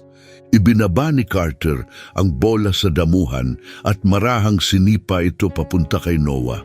Sandaling nagatubili ang bata, pagkatapos ay mahina niyang itinulak pabalik ang bola, tila hindi sigurado kung tama bang makisali siya sa laro. Ngunit si Hero ay walang pag-aalinlangan. Masaya nitong hinabol ang bola, tumatahol habang tinutulak ito gamit ang kanyang ilong, pinapaikot sa hindi inaasahang direksyon. Sa pag-asang mapagaan ang loob ng bata, sinadya ni Carter na gawing katawa-tawa ang kanyang galaw. Kunwaring sumusugod para sipain ang bola ngunit biglang sumablay, sabay iwinasiwas ang kanyang mga braso na parang nahulog. Ay hindi, pabirong sigaw niya, kunwaring isa siyang pinakamalalang manlalaro ng soccer. Isang maliit na ngiti ang sumilay sa labi ni Noah. Sa pagkuha ng lakas ng loob, sinipa niya ang bola nang mas malakas nang ibalik ito ni Hero sa kanya, dahilan upang lumipad ito lampas kay Carter, na agad namang sumisid sa ere na parang natalo sa isang matinding laban. Pagkatapos, isang tunog na hindi pamilyar kay Carter ang pumuno sa likod bahay. Natawa si Noah. Isang tunay, taus-puso at malayang halakhak, puno ng saya na hindi niya pinigilan. Nagpatuloy sila sa paglalaro habang ang langit ay unti-unting naging kulay kahel at rosas dahil sa paglubog ng araw. Patuloy si Carter sa kanyang nakakatawang kilos. Bawat exaggerated na pagsubok niyang saluhin ang bola ay lalong nagpapatibay ng kumpiyansa ni Noah. Samantala, masiglang tumatakbo si Hero sa paligid nila, tumatahol at nakikilaro. Lalo pang pinasaya ang sandali. Nang bumalik sila sa loob, tahimik nang bumabalot ang dapit hapon. At namumula ang pisngi ni Noah sa pagod habang ang kanyang mga mata ay kumikinang sa kakaibang liwanag na labis na pinahalagahan ni Carter. Matapos tiyaking nakahiga na ang mga bata para matulog, dumaan si Carter sa kanilang kwarto para sa huling pag-check. Napansin niya ang mahinang hilik ni Hero kaya't maingat siyang sumilip sa loob. Sa kanyang gulat, hindi na nasa sahig si Noah sa kanyang lumang kutsyon. Sa halip, mahimbing na siyang natutulog sa ibabang kama, yakap-yakap si Hero na nakapulupot sa tabi niya. Isang maliit na pagbabago, ngunit para kay Carter, isa itong mahalagang tagumpay na puno ng tahimik na kasiyahan. Habang inaayos ang ilang papeles sa kusina, biglang nag-vibrate ang telepono ni Carter dahil sa isang tawag mula sa hindi kilalang numero. Bahagyang nag-atubili, sinagot niya ito. "Hello?" Tanong niya, itinatabi ang mga dokumento. Matagal na katahimikan ang sumunod bago marahang sumingit ang isang mahinang nag-aalalang boses. Si Noah ba ay ayos lang? Agad na nanigas si Carter, agad na nakilala ang tinig, ang boses ng ina ni Noah na ilang beses nang naiwan sa mga lumang voicemail na may kaugnayan sa kaso. Tumayo siya at lumabas sa likod bahay para sa mas pribadong pag-uusap. May ingat na isinara ang pinto sa likuran niya. "Bakit ka tumatawag?" Malamig at kontroladong tanong niya. Ang babae sa kabilang linya ay tila nag-aatubili ngunit puno ng pakiusap ang kanyang tinig. Sinubukan naming magbago," mabilis niyang sabi, puno ng desperasyon. "Hindi namin ginustong iwan sila ng ganun katagal. Napakahirap ng lahat, hindi na namin alam ang gagawin. Pero iba na kami ngayon, nagtrabaho kami, nag-ipon." Mariing pinikit ni Carter ang mga mata. Bumalik sa kanyang isipan ang matitinding alaala, ang kalagayan ni Noah at Lucas nang matagpuan sila, ang pagkakaospital ni Lucas, ang gutom at pag-abandon ng dinanas nila. "Iniwan mo sila," matalim niyang putol. "Iniwan mong mag-isa ang isang 8 taong gulang para alagaan ang isang sanggol. Walang pagkain, walang tubig, walang kahit ano. Hindi kailangan ni Noah ng huwad na pag-asa mula sa iyo ngayon, pakiusap lang." Mahinang sumagot ang babae, ang tinig basag sa pagsusumamo. "Ina pa rin nila ako. Gusto ko lang silang makita, kahit isang beses lang." Ngunit hindi na nagdalawang isip si Carter. Matibay niyang pinindot ang end call button. Ang kanyang kamay bahagyang nanginginig sa pinaghalong galit at matinding pagprotekta. Malalim siyang huminga, pinakalma ang sarili bago bumalik sa loob ng bahay. Sa hapunan, tahimik si Noah, hindi halos ginagalaw ang pagkain niya, bagkus ay iniikot lamang ito sa plato gamit ang tinidor. Wala siyang alam sa tawag, ngunit ang bigat sa kanyang mga mata ay nagsasabi ng iba. Tila may bumabagabag sa kanya na hindi niya kayang ipahayag. Ramdam ni Hero ang lungkot ni Noah, kaya marahan niya itong tinulak gamit ang kanyang ilong, pilit na nagpapagaan ng loob. Walang malay na hinaplos ni Noah ang balahibo ni Hero na katulala sa kawalan. Mahina namang umungol si Hero at lalong lumapit para ipaalala sa kanya na hindi siya nag-iisa, na anuman ang bumabagabag sa kanya, may isang tapat na kasama na laging nariyan upang ipaalala na ligtas na siya ngayon. Buong gabi, bumabagabag kay Carter ang tanong na parang makapal na ulap. Dapat ba niyang sabihin kay Noah ang tungkol sa tawag sa telepono? Tahimik at malayo ang bata, walang gana, habang tinutulak lang palayo ang kanyang sitaw at halos hindi hinahawakan ang manok sa kanyang plato. Kahit si Hero na laging nagpapatawa kay Noah sa kanyang mga kalukuhan para makakuha ng pagkain, ay nakakuha lamang ng bahagyang ngiti mula sa bata. Habang inaayos nila ang kusina pagkatapos kumain, walang malay na pinunasan ni Noah ang mga plato na inaabot ni Carter. Ang tanging tunog sa silid ay ang kalampag ng mga pinggan at ang mahihinang yabag ni Hero na nagmamasid malapit sa kanyang dalawang paboritong tao. Pagkatapos, bumasag sa katahimikan ang mahinang tinig ni Noah, "Sa tingin mo, babalik pa sila?" Halos mabitawan ni Carter ang hawak niyang plato. Dahan-dahan niya itong inilapag, ramdam ang bigat sa puso niya sa pinaghalong pag-asa at takot sa tinig ni Noah. Noon lang ulit binanggit ni Noah ang kanyang mga magulang mula noong gabing nag-usap sila sa likod ng bahay. Pinunasan ni Carter ang kanyang mga kamay at inalalayan si Noah paupo sa lamesa. Umupo silang magkatabi habang si Hero ay humilig sa paanan ni Noah. Ang ilaw sa itaas ay marahang sumilay sa bata na nagpalutang sa kanyang murang mukha at sa kanyang pagiging mahina sa sandaling iyon. Huminga ng malalim si Carter at hinarap si Noah. Muntik na siyang magsabi ng isang nakakaaliw na kasinungalingan, ngunit alam niyang hindi na dapat maliitin si Noah matapos ang lahat ng pinagdaanan nito. "Hindi ko alam," malumanay na sagot ni Carter, "pero alam ko to. Ang pamilya ay hindi nasusukat sa mga umaalis, nasusukat ito sa mga nananatili." Mahigpit na kumapit si Noah sa balahibo ni Hero, hindi bumibitaw. Tahimik lang ang aso, waring nauunawaan ang bigat ng sandali. Sa likod, marahang tumunog ang orasan habang ninanamnam ni Noah ang mga sinabi ni Carter, hanggang sa halos hindi marinig ang kanyang mahinang tinig, "Nanatili ka." Nagtagal sa ere ang mga salitang iyon, punong-puno ng kahulugan. Napalunok si Carter, pilit itinatago ang bugso ng emosyon. "Palagi," sagot niya ng buong puso. Malalim na huminga si Noah at tumango, tanda ng pagtanggap. Napansin ni Carter ang pagbabago sa bata. Sa unang pagkakataon, mula nang magkakilala sila, hindi na ito tila naghihintay sa pagbabalik ng kung sino man. Habang naglalakad sila sa parke, marahang sumayaw ang mga tuyong dahon sa ihip ng hangin, nagkikislapan sa ginintuang liwanag ng hapon. Tahimik na naglakad si Noah sa tabi ni Carter, hawak ang tali ni Hero sa isang kamay, habang ang kabila niyang kamay ay malayang gumagalaw. Mukhang mas maaliwalas na ang kanyang kalooban, hindi na masyadong bugnutin. Bahagyang nakayuko ang kanyang balikat at paminsan-minsan mahina siyang humuhuni ng isang himig. Bigla siyang natigilan, nanigas ang kanyang katawan habang dahan-dahang nabitawan ang tali ni Hero mula sa kanyang kamay. Namutla ang kanyang mukha, bakas ang pagkagulat.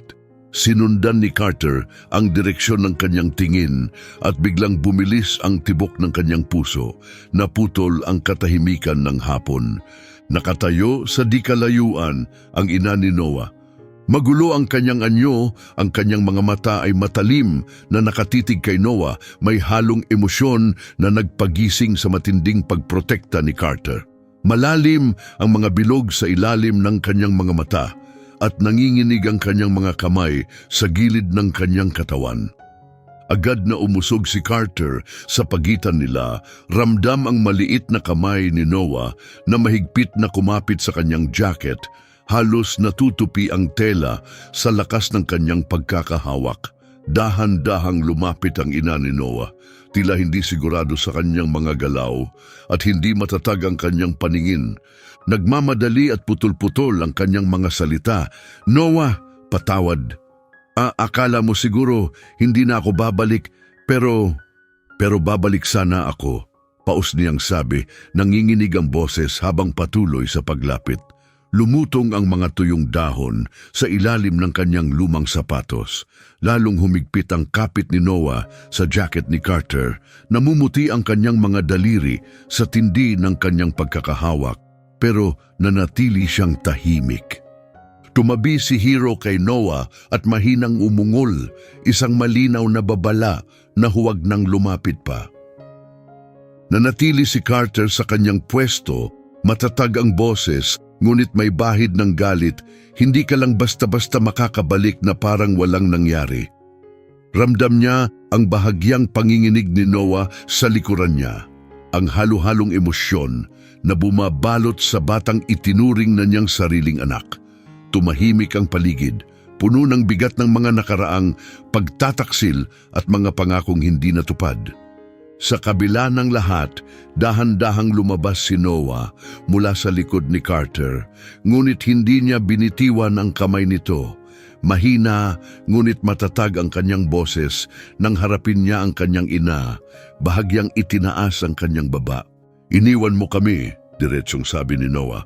Sa likod ng mga salitang iyon ay ang bigat ng gutom sa mga gabing walang makain, ang hirap ng pag-aalaga kay Lucas nang walang tulong, at ang takot na hindi nila alam kung paano sila mabubuhay sa susunod na araw. Parang lumamig ang paligid sa bigat ng mga alaala, mga walang laman na istante, mga silid na malamig at walang init. Sinubukan ng kanyang ina na magsalita, bumukas at muling sumara ang kanyang bibig hanggang sa bumagsak ang kanyang mga balikat. Tila nawala na rin ang natitirang lakas sa kanya. Matagal na katahimikan ang sumunod bago dahan-dahang tumalikod si Noah. Maingat na ipinatong ni Carter ang kamay niya sa balikat ng bata at magkasabay silang lumakad palayo habang si Hero ay tapat na sumunod sa tabi nila. Muling umihip ang hangin, iginugulong ang mga tuyong dahon sa kanilang dinaraanan. Hindi lumingon si Noah. Bawat hakbang niya palayo sa kanyang ina ay tila nagpapatibay sa kanyang loob. Unti-unting iniiwan ang sakit ng nakaraan. Nang gabing iyon nabalot ng matinding katahimikan ng bahay, ang uri ng katahimikan na sumusunod sa isang mahalagang pangyayari. Nakaupo si Noah sa carpet ng sala, walang malay na hinahaplos ang balahibo ni Hero habang nakatingin sa isang di matukoy na punto. Abala si Carter sa maliliit na gawain, binibigyan si Noah ng espasyo upang ayusin ang kanyang mga naiisip at nararamdaman. Simula pa kanina, hindi pa nagsasalita ang bata mula nang umalis sila sa parke. Ngunit alam ni Carter na maraming bagay ang umiikot sa kanyang isipan. Habang lumulubog ang araw sa abot-tanaw, binigyan ito ng malambot na kulay kahel ang dingding. Pinainit ni Carter ang gatas ni Lucas at umakyat sa itaas upang simulan ang panggabing gawain ng sanggol. Mula sa banyo, maririnig ang banayad na tunog ng tubig na dumadaloy at ang maliliit na paghampas nito habang pinaliliguan ni Carter si Lucas. Sa ibaba, paminsan-minsan ay napapatingin si Noah sa hagdan. Nararamdaman ni Hero ang pag-aalangan ng kanyang batang kasama kaya marahan nitong tinulak ang kamay ni Noah gamit ang kanyang ilong, waring nagpapalakas ng loob. Maya-maya tumayo si Noah at tahimik na umakyat sa hagdan, halos hindi marinig ang kanyang yapak sa carpet.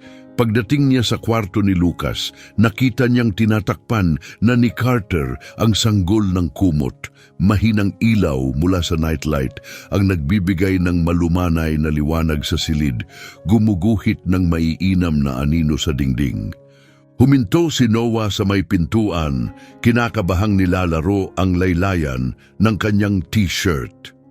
Sa loob, Marahang humuni si Carter ng isang duyanin habang mahigpit na ibinalot si Lucas sa kanyang kumot. Ang maliliit na kamay ng sanggol ay malayang nakapatong sa malambot na kama. Hindi naman talaga siya babalik, di ba? Mahinang bulong ni Noah, ngunit sa katahimikan ng kwarto, ang tanong ay parang naging mas malakas kaysa sa inaasahan. Tumigil si Carter at humarap sa kanya, bakas sa mukha ni Noah ang pinaghalong sakit at pagtanggap. Ang hitsura ng isang batang naghahanap ng kumpirmasyon kahit na alam na niya ang sagot. Itinuro ni Carter ang mahabang upuan sa tabi ng bintana at pagkatapos ng maikling pag-aalinlangan, lumapit si Noah at umupo. Tahimik na sumama si Hero sa paanan nila. Tulad ng dati, laging nariyan sa tamang sandali. Hindi ko rin iniisip, aminado ni Carter sa mahinang tinig, taos-puso at maingat ang tono. Pinanood niya si Noah na huminga ng malalim at sa kanyang mukha lumitaw ang bahid ng pagtanggap at kaunting ginhawa. Dahan-dahang tumango ang bata, ibinaba ang tingin sa kanyang magkahawak na mga daliri. Pero nandito ka pa rin, tumingala si Noah, may kislap ng katatagan sa kanyang mga mata. Isang mainit na pakiramdam ang pumuno sa puso ni Carter at ngumiti siya ng totoo.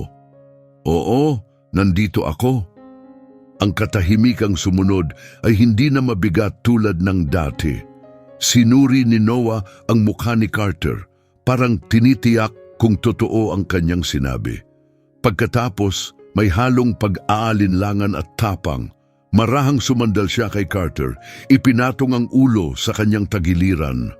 Agad siyang niyakap ni Carter, ipinatong ang isang braso sa balikat ng bata at naramdaman niyang unti-unting lumuwag ang tensyon sa katawan ni Noah. Sa likuran, maririnig ang mahihinang paghinga ni Lucas at ang mahinang pagkalampag ng buntot ni Hero sa sahig. Sa unang pagkakataon, mula nang tumira siya kay Carter, pinayagan ni Noah ang kanyang sarili na tunay na maramdaman na nasa bahay na siya. Sa labas, marahang niyugyog ng hanging taglagas ang mga sanga ng puno, nagbibigay ng payapang tanawin habang pinagmamasdan ni Carter si Noah mula sa bintana ng kusina. Sa bakuran, masayang naglalaro ang bata kasama si Hero. Tumatawa habang ipinupukol ang tennis ball na agad namang hinabol ng aso. Ang tunog ng kanyang halakhak ay nagiging isang pamilyar na himig sa bahay, na ngayon ay puno na ng mga laruan, librong pambata at masasayang yapak. Mga guhit ni Noah ang ngayoy nakaipit sa pinto ng refrigerator at ang kanyang bag ay nagkaroon na ng permanenteng pwesto malapit sa pintuan. Napansin din ni Carter ang malaking pagbabago kay Noah. Hindi na siya nagugulat sa malalakas na tunog, hindi na siya nagtatago ng pagkain at marunong na siyang humingi ng dagdag na pagkain tuwing hapunan. Kahapon lamang, ikinuwento ng kanyang guro na nagkaroon siya ng bagong kaibigan si Tommy at inanyayahan pa niya itong pumunta sa bahay pagkatapos ng klase. Habang nililinis ni Carter ang paligid matapos pakainin si Lucas, naabala sa pagdurog ng piraso ng saging sa kanyang high chair, narinig niya ang bahagyang kaluskos ng isang sobre sa kanyang bulsa. Matagal na niya itong dala-dala, hinihintay ang tamang sandali. Hinaplos niya ito ng dulo ng kanyang mga daliri, sabay malalim na paghinga. Ang mga dokumentong nasa loob ay patunay ng kanyang pinakamalalim na hangarin. Isang pangarap na umaasa siyang pareho rin nilang hinahangad ni Noah. Noah! Tawag niya mula sa bintana. Agad namang tumakbo ang bata papasok, mapula ang pisngi dahil sa laro at sumunod si Hero sa likuran niya. Magulo ang kanyang buhok, madumi ang kanyang sapatos, pero kumikinang ang kanyang mga mata sa tuwa. Walang pag-aalinlangang umupo siya sa hapagkainan, isang malaking pagbabago mula sa maingat at takot na batang unang dumating sa bahay. Umupo si Carter sa tapat niya, inilabas ang sobre at inilapag ito sa mesa, ramdam ang mabilis na pintig ng kanyang puso. May isang bagay akong matagal nang iniisip. Nagsimula siya, pinagmamasdan ang interesadong ekspresyon ni Noah. Ano kaya kung gawin na nating opisyal ito? Itinulak niya ang sobre papalapit kay Noah na bakas sa mukha ang pinaghalong pagkalito at pananabik. Dahan-dahang binuksan ng bata ang sobre at binasa ang dokumento sa loob. Nanlaki ang kanyang mga mata nang makita ang nakasulat sa itaas, petisyon para sa pag-aampon. Hindi mo kailangang sumagot agad, maingat na sabi ni Carter. Napansin ang bahagyang panginginig ng kamay ni Noah. Pero gusto kitang maging anak, Noah. Ikaw at si Lucas. Gusto ko kayong maging tunay na pamilya. Tahimik na tinitigan ni Noah ang mga papel. Tila hindi makapagsalita. Nang tumingala siya, namumuo ang mga luha sa kanyang mga mata. Talagang gusto mo ako? Mahina niyang tanong, halatang may takot pa rin sa kanyang tinig. Napangiti si Carter puno ng sinseridad. Tumango siya. Hindi napigilan ni Noah ang panginginig ng kanyang labi habang bumalik ang tingin sa mga papel. Isang luha ang nahulog sa pahina, iniwan ang isang bahagyang bakas. Pinahid niya ang kanyang mata, huminga ng malalim at dahan-dahang tumango. Okay? Sa isang iglap, nasa tabi na ni Carter si Noah, niyakap siya ng mahigpit. Mahigpit ding yumakap ang bata, nakabaon ng kanyang mga daliri sa tela ng damit ni Carter. Sa tabi nila, tumahol si Hero, masiglang kumakawag ang buntot nito. Wari na darama rin ang kasiyahang bumalot sa silid. Pumasok ang sinag ng araw sa bintana ng kwarto, nagbibigay ng malambot na liwanag habang tinutulungan ni Carter si Noah na isuot ang kanyang mapusyaw na asul na polo. Bahagyang nanginginig ang mga kamay ng bata sa bawat pindot ng butones, isang nerbyosong panginginig na agad napansin ni Carter. Dahan-dahan niyang kinuha ang kamay ni Noah, maingat na inayos ang tela at sinigurong maayos ang bawat butones. Paano kung hindi nila payagan? Mahina at puno ng pag-aalala ang boses ni Noah, nakayuko habang binibigkas ang tanong. Sumikip ang dibdib ni Carter sa narinig. Lumuhod siya upang matapat ang tingin ni Noah, marahang inilagay ang kanyang mga kamay sa balikat nito. Hinding-hindi mangyayarin yon, matatag niyang sagot. Pero kahit pa mangyari, hindi magbabago yon. Magiging tatay mo pa rin ako. Nakaharap sa gusali ng korte, ramdam nila ang bigat ng sandali habang nakatayo sa harap ng matataas na hagdang tila hindi nauubos.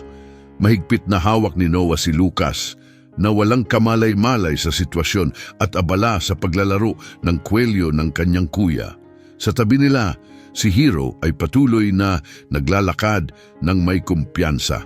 Ang kanyang tali ay mahigpit na nakapulupot sa pulso ni Noah. Tila isang tahimik na sandigan. Sa loob ng korte, matingkad ang liwanag mula sa mga ilaw at makintab ang sahig na kahoy. Umupo si Noah nang matuwid sa tabi ni Carter, mahigpit ang hawak kay Lucas habang ang kabilang kamay ay nakalubog sa malambot na balahibo ni Hero. Sa harapan nila, isang babaeng hukom may banayad na ekspresyon sa likod ng kanyang salamin, ang tahimik na pinagmasdan sila. Noah, mahinahon niyang tawag, may mahalagang tanong ako sa iyo. Gusto mo bang maging legal mong ama si Officer Carter Peterson? Saglit na naghari ang katahimikan. Mabilis na huminga si Noah, dama ang bigat ng sandali. Bahagyang lumapit si Hero, waring sinasalo ang kanyang kaba. Mahigpit niyang pinisil ang balahibo ng aso at pagkatapos sa isang malinaw at matatag na tinig sinabi niya, "Oo, isang salita lang yon, ngunit taglay nito ang tibay ng kanyang loob na tila pinawi ang lahat ng pag-aalinlangan." Tahimik na kumilos ang hukom, ang tunog ng kanyang panulat sa papel, ang nagbigay hudyat ng formal na pagsang-ayon. Kaunting lagda lamang ang kinailangan, ngunit sa loob ng ilang minuto, isang matagal ng binubuong pamilya ang tuluyang nabuo. Habang bumababa sila mula sa hagdan ng korte, magaan ang hakbang ni Carter, sabay ginulo ang buhok ni Noah sa biro. Tumawa ang bata, iniiwasan ang kamay ng kanyang ama at unti-unting nawala ang tensyong kanina'y bumabalot sa kanya. Anong pakiramdam? Tanong ni Carter, pinagmamasdan ang kanyang anak. Tumingala si Noah, sinalubong ang kanyang tingin at sa ilalim ng sikat ng araw, nagningning ang kanyang mga mata sa tunay na kasiyahan. Parang sa wakas, may lugar na akong kinabibilangan. Sa pagdating ng malamig na hangin ng Nobyembre, nagbabadyang dumating ang panahon ng mga pista. Nasa kusina si Carter, napapalibutan ng amoy ng kanela at bagong lutong pie. Maingat niyang binalatan ang mga patatas, paminsan-minsang sumusulyap sa resipe sa kanyang telepono. Mahalaga ang Thanksgiving na ito. Ito ang una nilang selebrasyon bilang isang tunay na pamilya at determinado siyang gawing perpekto ang bawat detalye. Huminto si Noah sa may pintuan, pinagmamasdan si Carter habang inilalabas nito ang pabo mula sa refrigerator. Sa tabi niya, masiglang pumapagaspas ang buntot ni Hero na aakit sa nakabibighaning amoy ng pagkain. Sa countertop, nakahilera ang mga sariwang gulay, mga pampalasa at ilang lata ng cranberry sauce, nagbibigay ng diwa ng pista. Hindi pa kami nagkaroon ng Thanksgiving noon, mahinang sabi ni Noah, habang walang malay na hinahaplos ang ulo ni Hero. May halong pagtataka at pangamba ang kanyang tinig, hindi tiyak kung ano nga ba ang dapat asahan sa selebrasyong ito. Ngumiti si Carter ng may katiyakan, kung ganon gagawin nating espesyal ito. Itinuro niya ang mga sangkap sa lamesa. Gusto mo bang tumulong magbalat ng patatas? Pagsapit ng hapon, napuno ng masayang usapan ang bahay habang dumarating ang malalapit na kaibigan ni Carter. Dumating si Officer Sarah mula sa presinto na may dalang lutong tinapay, habang ang kasamahan niyang si Mike ay kasama ang kanyang asawa at 2 anak. Ang madalas na tila masyadong malaking hapagkainan ay naging perpekto sa dami ng taong nagtipon. Sumingaw ang mainit na aroma ng perpektong inihaw na pabo habang naupo ang lahat sa kanilang mga pwesto. Si Lucas abala sa pagdurog ng kamote sa kanyang high chair at si Hero naman ay tahimik na nagpapahinga sa ilalim ng mesa, masaya sa presensya ng pamilya.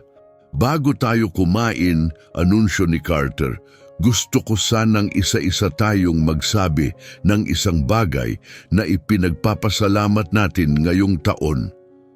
Masaya niyang tiningnan ang kanyang mga kaibigan habang nagsimulang magbahagi ang bawat isa. Pasasalamat para sa pamilya, kalusugan at pagkakaibigan. Nang dumating ang turno ni Noah, tila hindi siya komportable sa atensyon ng lahat. Nilalaro niya ang kanyang napkin, nakayuko ang ulo. Saglit siyang natahimik bago marahang nagsalita. Siguro nagpapasalamat ako kay Hero.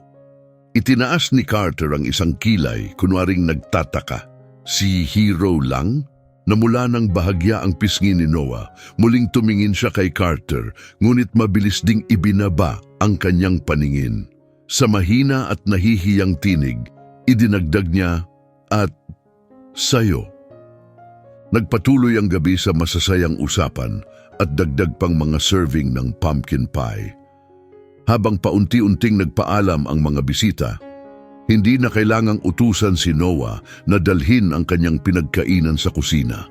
Inabot niya ang kanyang plato at marahang inilagay sa lababo, isang simpleng kilos, ngunit isang malinaw na tanda ng pagbabagong nagaganap sa kanya. Mula sa may pintuan, tahimik na pinanood siya ni Carter, ramdam ang init sa kanyang puso. Kitang-kita niya ang malaking paglago ni Noah, hindi lang sa kanyang kilos, kundi sa kumpiyansa sa sarili at sa pakiramdam ng pagiging bahagi ng tahanang ito. Ngunit sa countertop, isang puting sobre ang hindi pa rin nagagalaw. Ang presensya nito ay tila hindi bagay sa masayang hangin ng pista. Naramdaman ni Carter ang pagbigat ng kanyang sikmura nang mapansin niya ang pamilyar na sulat kamay sa harapan. Ang parehong sulat kamay na minsan ay nag-iwan lamang ng isang padaliang liham. Iniwan sina Noah at Lucas na nag-iisa at sugatan. Dinampot niya ang liham, parang biglang bumigat ito sa kanyang mga kamay. Matagal niyang pinag-isipan kung ano ang dapat niyang gawin. Isang bahagi ng kanyang sarili ang gustong protektahan si Noah mula sa anumang sakit na maaaring dala ng liham na ito, gustong itago na lamang ito at hayaang mawala. Ngunit alam niyang hindi iyon ang tamang gawin. Si Noah ang may karapatang magpasya, siya ang dapat humarap sa kung anumang mensahe ang nasa loob nito. Tumibay ang paninindigan ni Carter. Oras na para pagkatiwalaan ang lakas ni Noah, para hayaan siyang piliin ang kanyang sariling landas. Nang gabing iyon, matapos ihiga si Lucas sa kama, lumapit si Carter kay Noah na nakaupo sa sopa, abala sa pagbabasa. Nasa tabi niya si Hero, nakasiksik sa kanyang tagiliran. Umupo si Carter sa tabi niya, hawak ang isang sobre. "Noah," mahinahon niyang simula, "may dumating para sa'yo. Galing ito sa nanay mo." Dahan-dahang bumaba ang tingin ni Noah mula sa libro patungo sa sobre at sa isang iglap, nawala ang kulay sa kanyang mukha. Ngunit nanatili ang maingat niyang ekspresyon, isang depensang labis ng pamilyar kay Carter. "Hindi mo kailangang basahin kung ayaw mo," dagdag ni Carter. Binibigyan siya ng pagkakataong umiwas. Tinanggap ni Noah ang sobre, bahagyang nanginginig ang kanyang mga kamay. Lumapit si Hero, idinikit ang ilong sa braso ng bata. Wari nararamdaman ang pag-aalinlangan nito. Sandali pang pinagmasdan ni Noah ang sobre. Iniikot ito sa kanyang mga kamay bago sa wakas, dahan-dahang binuksan. Makapal ang mga pahinang nasa loob, punong-puno ng masinsing sulat. Tahimik na pinanood ni Carter ang bawat reaksyon ni Noah, handang saluhin siya kung kinakailangan. Ngunit habang binabasa ng bata ang liham, walang galit o lungkot sa kanyang mukha, tanging maingat na katahimikan. Matapos basahin, maayos niyang tinupi ang mga papel at inilapag sa lamesa. Ilang saglit ng katahimikan ang lumipas bago siya muling nagsalita, mababa ngunit malinaw ang tinig. "Gusto niya akong makita," anya. Sabi niya nagsisisi siya na nagbago na siya. Sandali siyang natigilan, bakas ang pag-aalinlangan sa kanyang mga mata, pero hindi totoo. Tinitigan siya ni Carter, pinipilit unawain kung paano niya nasabi iyon. "Paano mo nalaman?" Kumapit si Noah sa balahibo ni Hero, hinahaplos ito sa paraan ng isang taong sanay ng bumasa ng katotohanan sa pagitan ng mga salita. "Kasi," sagot niya malamig at puno ng katiyakan, "yun din ang sinasabi niya noon kay Lucas tuwing umiiyak siya na bukas magiging maayos na ang lahat, na aayusin niya ang lahat." Malalim siyang huminga, pinatibay ang kanyang tinig, pero hindi naman niya ginawa. Ramdam ni Carter ang halo-halong emosyon, isang matinding pagmamalaki sa tibay ng loob ni Noah, kasabay ng lungkot na hindi na sana niya kailangang matutunan ang ganitong klasing aral. "Hindi mo kailangang magdesisyon ngayon," mahinahong sabi niya, marahang ipinatong ang kamay sa balikat ni Noah. "Isipin mo muna." Tumango si Noah, ngunit sa kanyang tingin ay malinaw na nakapagdesisyon na siya. Maya-maya, habang dumadaan si Carter sa kusina, napansin niyang marahang itinapon ni Noah ang liham sa basurahan. Isang mabilis, matibay na kilos, walang pagdadalawang isip. Pagkatapos, tumalikod siya, si Hero ay tapat na sumunod sa kanya, patungo sa kwarto kung saan mahimbing na natutulog si Lucas. Doon, sa tahanang ito, alam niyang pagmulat niya kinabukasan, nariyan pa rin ang kanyang ama. Sa labas, ang mga lagas na dahon sa kanilang bakuran ay isang tahimik na paalala. Isang taon na ang lumipas mula nang ang isang gutom at ligaw na tuta ay nagdala kay Carter sa dalawang napabayaan at iniwang bata. Ngayon, sa sala, tinutulungan ni Noah si Lucas sa kanyang maliliit na hakbang habang masayang paikot-ikot si Hero sa kanila. Pinagmamasdan ito ni Carter mula sa kusina, hirap maalala kung paano nga ba ang buhay bago dumating ang dalawang batang ito. Malaki ang pinagbago ni Noah, wala na ang dating anino ng takot sa kanyang mga mata, napalitan ng tahimik na kumpiyansa. Hindi na siya nag-iipon ng pagkain sa ilalim ng kama o nagugulat sa bawat malakas na ingay. Ngayon, tuwing ginugulo ni Carter ang kanyang buhok o niyayakap siya, hindi na siya naninigas. Bagkus, marahan na niyang tinatanggap ang init nito. Si Lucas, na dating mahina at matamlay, ay lumaki bilang isang masiglang paslit. Ang halakhak niya ay bumabalot sa buong bahay. Ang kanyang unang salita ay Noah at kasunod nito, Hero. Bagaman tunog, heyo pa lamang ito. Hindi nagbago ang matibay na ugnayan ng magkapatid, ngunit ngayon natutunan na rin ni Noah na ipagkatiwala kay Carter ang ilang bahagi ng pag-aalaga kay Lucas. At si Hero, mula sa isang butuhan at ligaw na tuta, naging isang malakas at matapat na kasama. Nananatili pa rin ang kanyang pagiging mapagmasid at maingat, ngunit ngayon sa kanyang mga mata, makikita ang katahimikan ng isang hayop na alam niyang ligtas at mahalaga. Nang gabing iyon, matapos ang hapunan at ang paliligo ni Lucas, sinunod ni Carter ang nakagawian nilang gawain bago matulog. Nasa kwarto na si Noah, nakahiga na sa kama, habang si Hero ay nakaayos na rin sa kanyang paboritong pwesto sa tabi ng bata. Kumakalampag ang buntot ng aso sa sahig sa bawat kilos ni Carter habang inaayos ang kumot ni Noah. Napansin ni Carter ang pagkalikot ni Noah sa gilid ng kanyang kumot, waring may bumabagabag sa kanya. Bago pa siya makapagtanong, bumasag sa katahimikan ang mahinang tinig ng bata. "Dad!" Napatigil si Carter. Parang saglit na huminto ang pintig ng kanyang puso. Sa lahat ng pinagdaanan nila, sa lahat ng pagbabagong naganap, hindi pa siya kailanman tinawag ni Noah ng ganoon. Lagi lang siyang Carter o minsan isang tahimik na tingin o isang pasimpleng pasasalamat. "Walang problema, buddy," sagot ni Carter. Pilit pinapanatili ang normal na tono ng kanyang boses kahit ramdam niyang bumibigat ang kanyang dibdib sa emosyon.